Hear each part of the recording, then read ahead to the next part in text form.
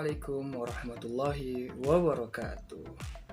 Kembali lagi bersama saya di video ini untuk memenuhi tugas kuliah saya, yaitu mata kuliah pengembangan profesi keguruan. Sebelumnya saya ingin mengucapkan terima kasih kepada Bapak dosen yang telah mengempu saya dalam mata kuliah ini. Sesuai judul video ini, saya menganalisis tentang kompetensi guru dalam menghadapi pembelajaran di masa COVID-19. Analisis yang saya buat ini menjelaskan tentang masalah dan kendala yang dihadapi oleh guru di masa pandemi COVID-19. Nah, dari masalah-masalah tersebut, selanjutnya dibuat solusinya, karena setiap masalah pasti ada solusinya. Oke, adanya pandemi COVID-19 ini membuat segala aktivitas kita menjadi lebih sulit untuk dijalani. Termasuk salah satunya di dalam dunia pendidikan. Ada beberapa masalah yang dialami oleh para guru dalam proses mengajar. Di antaranya, kurangnya pemahaman menggunakan teknologi pembelajaran online. Yang kedua juga kuota dan jaringan, ini juga menjadi masalah. Dan yang ketiga, kurangnya keefektivitasan dalam memberikan pemahaman kepada siswa. Oke, dari masalah-masalah tersebut pasti ada solusinya. Yang pertama, masalahnya kurangnya pemahaman menggunakan teknologi pembelajaran online.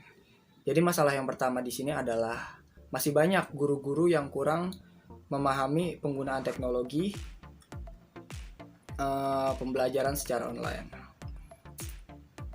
Entah itu menggunakan handphone, laptop, bahkan untuk mengaktifkan sambungan internetnya aja masih ada yang nggak paham gitu. Padahal banyak metode-metode pembelajaran online yang bisa digunakan seperti video call menggunakan aplikasi Zoom, Google Classroom, atau yang lainnya lagi. Bahkan sekarang di aplikasi WhatsApp juga bisa gitu, video call bareng-bareng dengan banyak peserta. Tapi karena kurangnya pemahaman guru itu sendiri dalam menggunakan teknologi pembelajaran online, jadi harus ada solusi dong untuk masalah ini. Gimana solusinya? Nah, pihak sekolah itu biasanya mengadakan training untuk para guru agar mereka yang kurang paham dengan teknologi tersebut bisa memahami juga gitu. Jadi nggak cuma muridnya aja yang harus bisa menggunakan teknologi zaman sekarang, gurunya juga harus bisa dong. Oke, masalah yang kedua adalah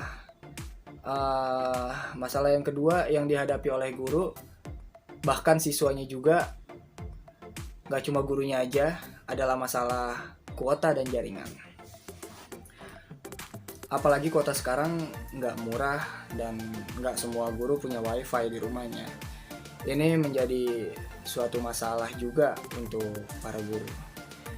Ditambah lagi jaringan internet yang nggak selalu bagus, karena itu juga bisa mengurangi keefektivitasan saat guru sedang memberikan materi kepada siswa. Lagi fokus-fokus yang ngajar ya kan, lewat Zoom misalnya atau Google Classroom, tiba-tiba suara gurunya putus-putus atau tiba-tiba gurunya live dari forum gitu, kan ganggu banget yang kayak gitu. Membuat proses belajar mengajar yang sedang berjalan menjadi kurang efektif. Terus gimana solusinya untuk masalah ini? Nah, jadi sekarang banyak sekolahan-sekolahan yang memberikan fasilitas wifi untuk para guru yang bisa digunakan di sekolahannya masing-masing gitu. Jadi guru itu boleh tetap ke sekolahannya untuk menggunakan fasilitas wifi di sana saat mereka ingin melakukan proses mengajar secara online. Oke, terus masalah yang ketiga yaitu kurangnya keefektivitasan dalam memberikan pemahaman kepada siswa. Bapak Muhammad Ridwan, beliau seorang guru di MTS di Madrasah Sanawiyah di daerah Sukabumi, mengakui bahwa awalnya beliau bingung bagaimana caranya agar bisa memberikan pelajaran yang efektif walaupun tidak secara langsung atau tidak secara tatap muka. Karena tidak sedikit siswa yang mengeluh karena kurang paham gitu, kurang menangkap gitu dengan pelajaran yang diberikan oleh beliau. Sampai akhirnya beliau punya solusi nih, bagaimana caranya agar pelajaran yang beliau sampaikan kepada siswa itu dapat dipahami dengan baik. Bagaimana solusinya? Nah, jadi beliau membuat metode pembelajaran yang lebih efektif untuk dilakukan secara daring atau belajar online.